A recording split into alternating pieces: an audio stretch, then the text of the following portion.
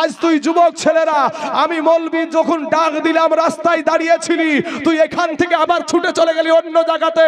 তোদেরকে বলি আমরা মৌলবিরা মরবো, কিন্তু তোদেরকে বলে দেই, তোরা যুবকের আজকে যারা এখান থেকে দূরে সরে আছিস, এমন দিন আসবে তোদেরকে তাড়বে, পালানোর জন্য এন্দুরের গর্ত খুঁজে পাবি না, এন্দুরের গর্ত খুঁজে পাবি না তোরা। এখানে বাঘ নাই, ভাল্লুক নাই। আজ আমার মসজিদে আঘাত হানে, আজ আমার গরুস্থানে আঘাত হানে, কবরস্থানে যেখানে আপনার বাপ শুয়ে আছে, মা শুয়ে আছে, দাদু শুয়ে আছে, আপনার চোখের সামনে যখন আপনার মায়ের কবরের উপরে বুলডোজার চলবে, তখন আপনার খুব মজা লাগবে কি ভাই? আপনাদের কি মজা লাগবে? একবার কথার উত্তর দেন তো। মজা লাগবে? লাগবে না? যুবকদের মজা লাগবে, নাহলে ওই যুবকগুলা কেন পালিয়ে গেল? ভাই এইভাবে না বসে একটু বসেন না ভাই, বসেন একটু। কেন বসলে কোনো অসুবিধা আছে আপনার? তাইলে বসেন না একটু ভাই। ভাই পাগুলাকে কেন কষ্ট দিবেন? একটু জায়গা করেছে, বসেন না ভাই। আমার সোনা মানিকেরা, ভলেন্টিয়ার ভাইদেরকে বলবো, ভাই যারা যারা দাঁড়িয়ে আছে রাস্তাতে গ্যাঞ্জাম করছে, এদেরকে হয় এই জায়গাটা পরিষ্কার করতে বলেন, আর না হলে বসতে বলেন। কারণ বারবার এই দিকে ওই দিকে তাকাবো, আর এরা এরকম কীর্তি দেখবো, আমার বক্তব্য দিতে যে ভাই তার কেটে যাবো আমার। ঠিক না বে ঠিক? সোনা মানিকের আমার ভাই জানেরা, আমি একটা কথা বলি যে ভাই, আমি কাউকে গালি দিতে চাই না, কাউকে কষ্ট দিতে চাই না, কাউকে আঘাত দিতে চাই না, কিন্তু তুই আমার কালেমার ভাই, তুমি আমার মুসলমান ভাই। আমি কোনো বিধর্মীকে বলছি না, বলছি আমার মুসলমান ভাইকে। কারণ আমার মুসলমান ভাইটা যদি কেউ যদি আমার একটা মুসলমান ভাইকে কোনো বিধর্মী যদি আঘাত করে, আমার কষ্ট লাগে, আমার কলেজায় আঘাত লাগে। আমি যদি এখানে এসেছি আপনাদের বাহাদুরপুরে, আজকে এখান থেকে যেতে গিয়ে যদি বাবাজি আমাকে কোনো বিধর্মীরা যদি রাস্তায় অ্যাটাক করে যদি আমাকে মেরে ফেলে, আর আপনারা যদি জানতে পান যে তাইজুল ইসলাম এসেছিল বক্তা হয়ে রাতের বেলাতে, যাওয়ার টাইমে বিধর্মীরা ওকে মেরে ফেলেছে, বলেন আপনাদের কলেজায় আঘাত লাগবে না? লাগবে না? যত যুবকেরা আছে যারা রাস্তায় ঘোরাঘুরি করছে, নারী নিয়ে ঘোরাঘুরি করছে, এরা বাবাজি এর কপাল ফোড়া ছাড়া আর কিচ্ছু না, এই কপাল ফোড়া ছাড়া আর কিছু না। এমন একটা দিন, কত যুবক আজকের দিনের যে সোশ্যাল মিডিয়া, দেখো কত যুবক রাস্তায় নেমে এই জমি মসজিদের জমির জন্য, গোরস্থানের জমির জন্য, ঈদগাহার জমির জন্য, ওয়াকাফ সম্পত্তির জন্য রাস্তায় নেমে তারা পুলিশের হাতের ডান্ডা খাচ্ছে, বাড়ি খাচ্ছে। আজকে তোমরা যুবকরা পাপড় খেয়ে বেড়াচ্ছো, রাস্তায় রাস্তায় কান দিচ্ছ না। আমার আল্লাহ তো বলেই দিয়েছে, খতামাল্লাহু আলা কুলুবিহিম ওয়া আলা সামঈহিম ওয়া আলা আবসারিহিম। আমার আল্লাহ বলছে এমন কিছু মানুষ হবে যাদের কলবে মোহর মেরে দেওয়া হয়েছে, তাদের কান থাকবে, কানে শুনবে, তারপরেও না শোনার ভান করে থাকবে, চোখ থাকবে, চোখে দেখবে, দেখার পরও না দেখার ভান করে থাকবে। অতএব বাবাজি আল্লাহ এদেরকে হেদায়েত দান করুক, সকলেই বলেন আমিন। বাবাজি আমার সোনা মানিকেরা, আমার নওজোয়ান যুবক ভাইয়েরা, আমি তোমাদের পায়ে হাত দিয়ে বলি, ভাই গো, দূরে থাকার কোনো দরকার নাই ভাই, কাছে এসে বসো। দূরে থেকে বন্ধু বান্ধবের সাথে একটু গল্পই তো করা। এই মইরে গেলে কি ভাই তোমার কবরে তোমার বন্ধুটা যাবে? মা যাবে, বাবা যাবে, ভাই যাবে, বোন যাবে, কেউ যাবে? কেউ তো যাবে না। তোমার কবরে যদি কেউ আসে, সেটা হলো দয়ার নবীজি আসবে। জোরে একবার বলেন সুবহানাল্লাহ। বাবাজি ওই নবী ছাড়া আমাদের কেউ আপন নাই রে বাবা, ওই নবী ছাড়া আমাদের কেউ আপন নাই। আমি খুতবার মধ্যে একটা আয়াত পড়েছি যে লাকাদ কানা লাকুম ফি রাসূলিল্লাহি উসওয়াতুন হাসানাহ। এই আয়াতের তাৎপর্য কি? এই আয়াতটা ব্যাখ্যা বলার আগে আরেকবার আমি বলছি, ভাই তুমি আমার ছোট্ট ভাই, তোমাকে বলছি ভাই, তুমি যেহেতু মেশিনগুলা মেজারমেন্ট করছো, ভাই আমার বুকে বুকে আমার ভিতরে কিছু নাই রে ভাই, ফাঁপা হয়ে গেছে, তো তুমি বক্সের আওয়াজটা আর একটু উঠাও, আমার কানে দাও। কারণ হলো বক্সের আওয়াজ যদি আমি না পাই তাহলে আমি পারবো না ভাই, আমার শক্তি শেষ হয়ে গেছে। হ্যাঁ বাবাজি আমার সোনা মানিকেরা, এমন একটা কুকু শুরু হয়ে গেছে, দেখবেন রাস্তা দিয়ে কিছু ডিজে বক্স বাজিয়ে যায় ফিস্ট করার টাইমে, মাটি পর্যন্ত কাঁপে। তখন বক্সের বাবাজি আওয়াজ, এমন আওয়াজ, মাটি কাঁপে কাঁপে মানুষের কলিজে পর্যন্ত কাঁপে। কথা ঠিক না ঠিক? হ্যাঁ, তখন মাইক বাজে, কিন্তু জলসার বেলাতে বাবাজি আচার বেচা মাইক হয়ে যায় কেন? আচার বেচা আচার, হ্যাঁ, টিন ভাঙা, লোহা ভাঙা, জুতা ছেঁড়া, প্লাস্টিকের জুতা ছেঁড়া পাওয়া যাবে, প্লাস আছাড়, এরকম কেন হয়? ঠিক আছে, এবার এই খুবই হয়ে গেল। বাবাজি আমার সোনা মানিকেরা, আমার ভাই তোমাকে কষ্ট দিয়ে না, তোমাকে আমি সোনামণি, তুমি ছোট্ট ভাই আমার, তুমি চেষ্টা করবো আমি যাতে এটা তোমার মায়ের দ্বারাই সহযোগিতা পাই। আমি কি বললাম? আল্লাহ পাক কোরআনে বলছেন সমগ্র জাহানের জন্য উত্তম আদর্শ দেওয়া হয়েছে আপনার আমার নবীর ভেতরে। জোরে বলেন সুবহানাল্লাহ। আমার আদর্শতে ভুল থাকতে পারে, আমার শামীম ভাইয়ের আদর্শতে ভুল থাকতে পারে, একজন মুফতি সাহেবের আদর্শতে ভুল থাকতে পারে, কিন্তু বাবাজি মদিনার যিনি নবী, ওই নবীর আদর্শতে কোনো ভুল নাই। জোরে বলেন সুবহানাল্লাহ।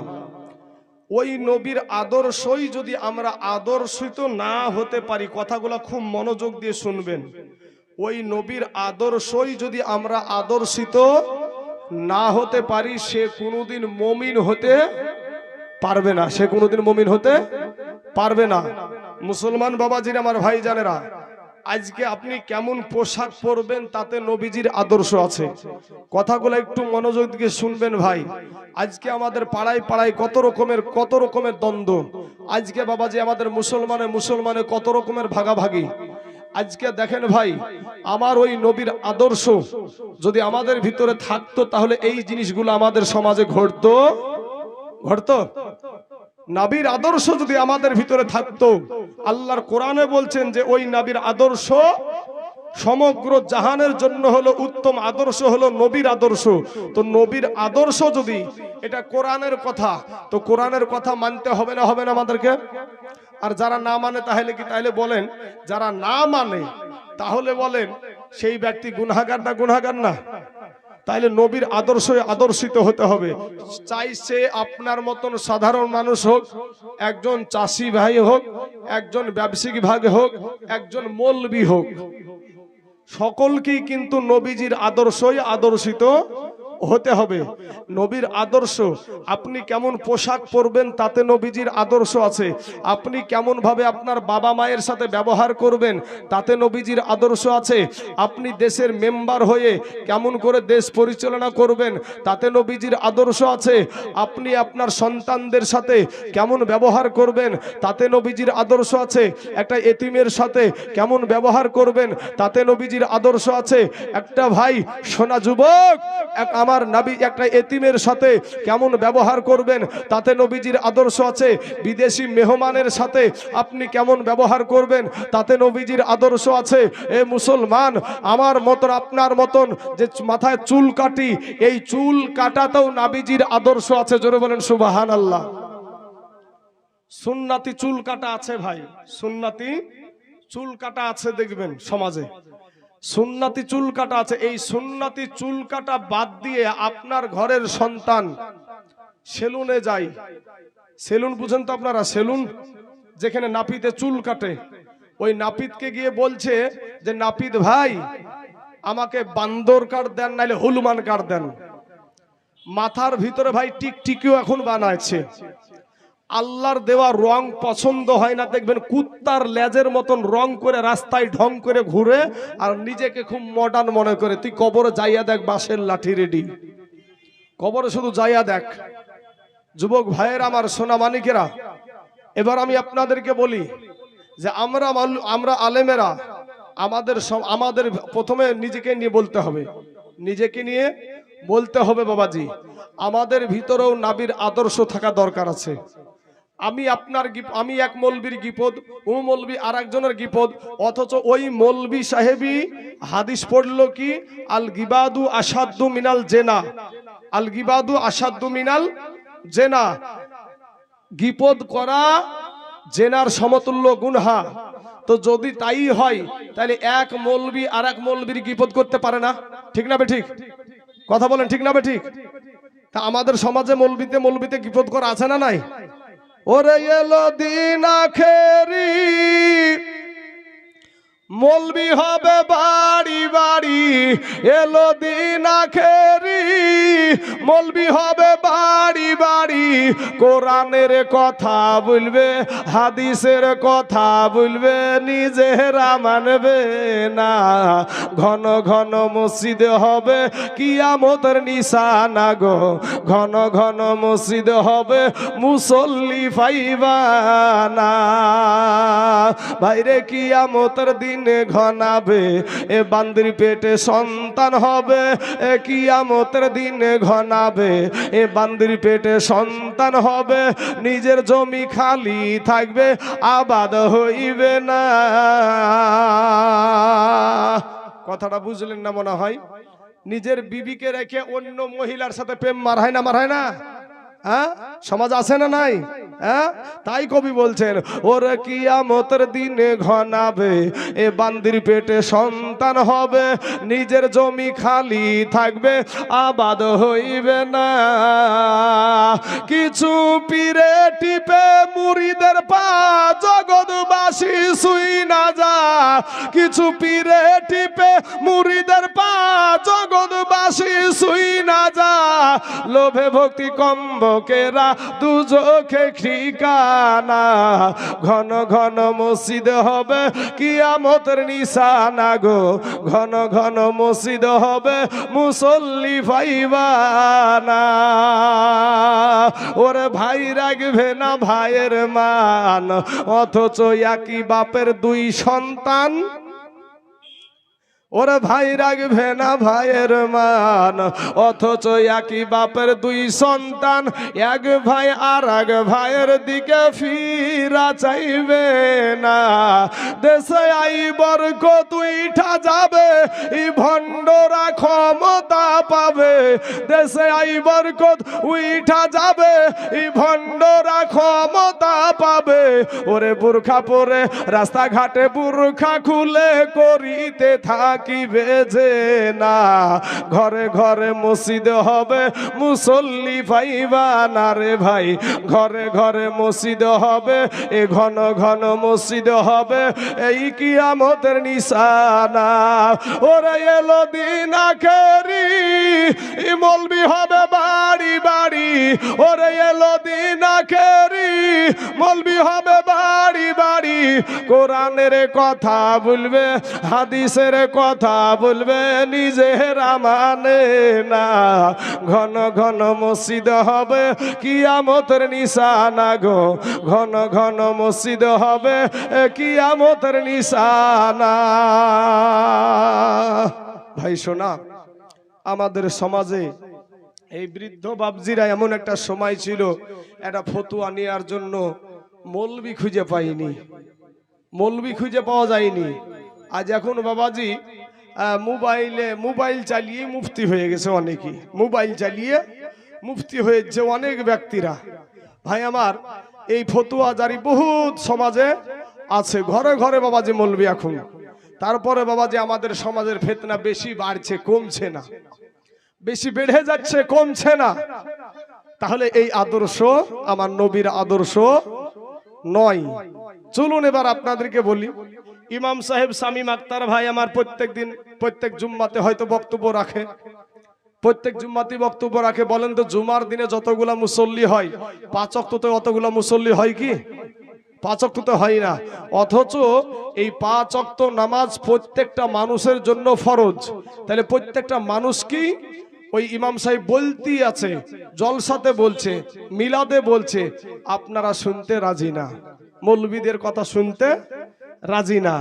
অথচ এই মুল্লাদের কথা শুনতে এখন রাজি না। আজকে যুবকদেরকে বসতে বললাম, চলে গেল তারা বাবাজি চলে গেল। দেখেন, যুগ উপযোগী কথাগুলো আমি বলে যাচ্ছি আপনাদের সম্মুখে, যুগ উপযোগী কথাগুলা বলে যাচ্ছি। আজকে যেই মৌলবীর কথা তুমি শুনছো না ভাই, সেই মৌলবী ছাড়া তোমার উপায়ও নাই। এর জন্য আমি বলে থাকি যে এই মুল্লাহারা ছাড়া তোকে কবর দিবে না। মৌলবীদের গীপতকারী লোক আছে না নাই ভাই? ইমাম সাহেবের গীপতকারী লোক আছে না নাই? আছে। তাহলে মিলিয়ে দেখেন আমার সাথে মিলছে কি কথাগুলা। আমি যে বলছি এই মিলালেন কথাগুলা বাবাজি। এই মোল্লাহারা ছাড়া তোকে কবর দিবে না, এই মোল্লাহারা ছাড়া তোকে দাফন করবে না, এই মোল্লা না থাকলে তোর জানাজা কেউ পড়াবে না। এই দেশে যতগুলা মানুষ মারা গেছে জানাজা বোধহয় যারা কেরালায় কাজ করে বেড়ায় তারা জানাজা পড়ায় নাকি গো? মোল্লাতেই তো পড়ায় নাকি? এই মোল্লা না থাকলে তোর জানাজা কেউ পড়াবে না, এই মোল্লাহারা ছাড়া তোকে কবর দিবে না, এই মোল্লাহারা ছাড়া তোকে দাফন করবে না। ওরে সারা জীবন করলি রে তুই যেই মোল্লারে ঘৃণা, সেই মোল্লারে লাগবে একদিন এটা তো ভাবলি না। ওরে সারা জীবন করলি রে তুই যেই মোল্লা রে ঘৃণা, সেই মোল্লারে লাগবে একদিন এটা তো ভাবলি না। এই মোল্লা না থাকলে তোর বাপ মায়ের বিয়া হইতো না। কি চাচা ঠিক না বে ঠিক? হ্যাঁ, আমার মা বাপের বিয়ে কে পড়ালছে? হ্যাঁ, আমার বাপ মার বিয়ে যদি মৌলবিতে না পড়াইতো, আপনার বাপ মার যদি বিহে মৌলবিতে না পড়াইতো, আর মৌলবিতে বিহে জায়েজ না করি দেওয়ার পরে যদি আপনি আমি জন্ম নিত, হালাল জাদা হইতো না হারাম জাদা? কথা ভালো করে বুঝছেন তো? হ্যাঁ, বুঝেন বুঝেন, বুঝলে বুঝ পাতা, না বুঝলে তেজ পাতা বাপ। ওরে সারা জীবন করলি রে তুই যেই মোল্লারে ঘৃণা, সেই মোল্লারে লাগবে একদিন এটা তো ভাবলি না।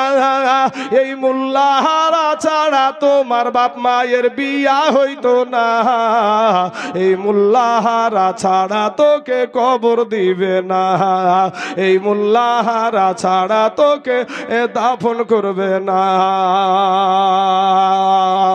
তোমার মা বাবা যাবে যেদিন এই দুনিয়া ছেড়ে, সেদিন তোমায় আসতে হবে এই শামীম ভাইয়ের কাছে। তোমার মা বাবা যাবে যেদিন এই দুনিয়া ছেড়ে, সেদিন তোমায় আসতে হবে এই মোল্লাদেরই দ্বারে। তোমরা ঠেকাই পড়লে মোল্লা চিহ্ন, তোমরা ঠেকাই পড়লে মোল্লা চিহ্ন, নইলে চিহ্ন না। এই মোল্লাহারা ছাড়া তোকে কবর দিবে না, এই মোল্লাহারা ছাড়া তোকে দাফন করবে না। আল্লাহুম্মা সাল্লি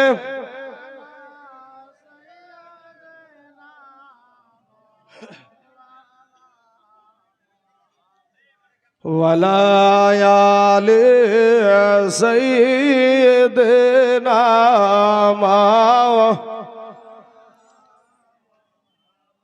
সাল্লাল্লাহু আলাইহি ওয়াসাল্লাম।